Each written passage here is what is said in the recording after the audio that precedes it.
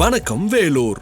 இன்று 2025ஆம் ஆண்டு மே மாதம் 17ஆம் தேதி விசுவாவசு என்னும் உலக நிறைவு ஆண்டு வைகாசி மாதம் 3ஆம் நாள் சனிக்கிழமை. இன்னைக்கு வணக்கம் வேலூர்ல கூகுள் CEO திரு சுந்தர் பிச்சை அவர்கள் அவருடைய வாழ்க்கையில் நடந்த ஒரு சுவாரஸ்யமான சம்பவம் காக்ரோச் தியரி அதுதான் உங்ககிட்ட பகிர்ந்துக்க போறேன். சுந்தர் பிச்சை ஒரு ஹோட்டலுக்கு சாப்பிட போயிருக்கும் போது எங்க இருந்தோ பறந்து வந்த ஒரு கரப்பாம்பூச்சி ஹோட்டல்ல சாப்பிட்டு இருக்கிற ஒரு பொண்ணு தோல் மேல வந்து உட்காருது.